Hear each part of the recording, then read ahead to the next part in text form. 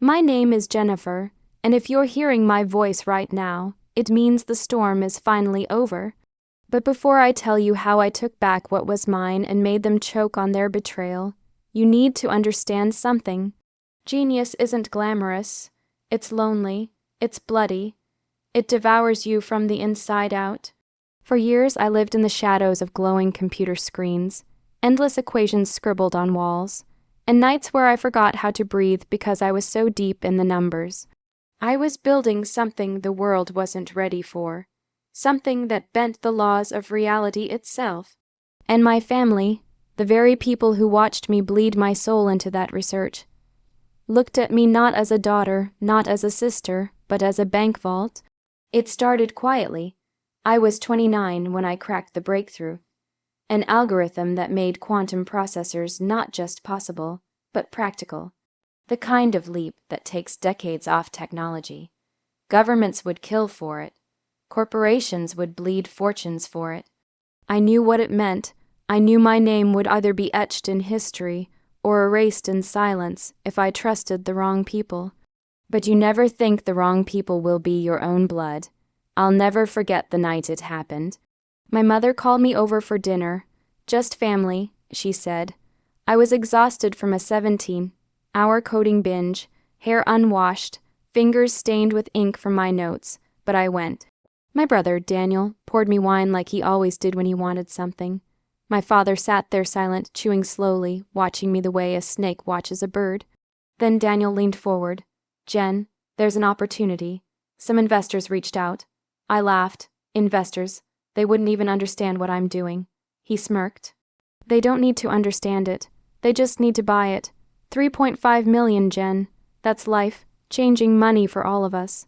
The fork slipped from my hand. The room spun. My chest burned. I stared at him. You tried to sell my research. My mother's voice was cold, rehearsed. Jennifer, don't be naive. This work of yours, it doesn't belong to just you. We supported you.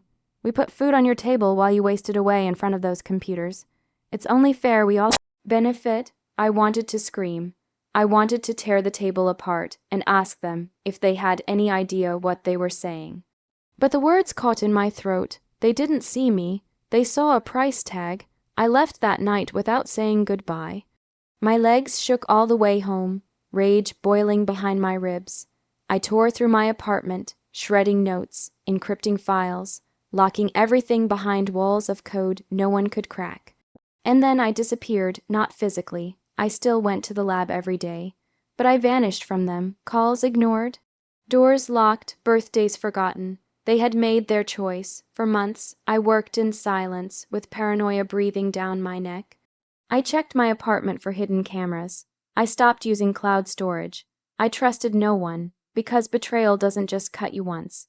It teaches you to bleed forever. And then it happened, the licensing deal.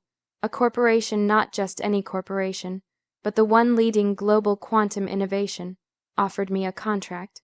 4.2 billion, not million, billion. My hands shook when I signed. I could feel the ink burn into the page like fire. Overnight, I went from being a reclusive researcher to the woman holding the keys to the future. The headlines exploded. The world suddenly wanted to know my name. But before I could even taste the victory, before the champagne had even warmed in the glass, they showed up again. Daniel first. He barged into my condo, eyes wide, voice trembling with fake excitement. Jen, sis, you did it. We're proud of you. Really, we knew you had it in you. I stood by the window, watching the city lights reflect on the glass, and asked flatly, "What do you want?" He shifted, chuckled nervously. "Come on, don't be like that. You know, Mom and Dad, they were just scared. We all were, but we're family. This kind of money, we can all share it, right?" That word share hit me like poison. I turned to him, my voice sharp as broken glass. You tried to sell me for scraps, 3.5 million. You would have gutted me, gutted the future, just to buy another car, another vacation. And now you come crawling back because I turned scraps into billions. Do you think I'm stupid? His smile faltered. It wasn't like that. You're overreacting. I stepped closer, whispering so low it felt like the air itself had to lean in.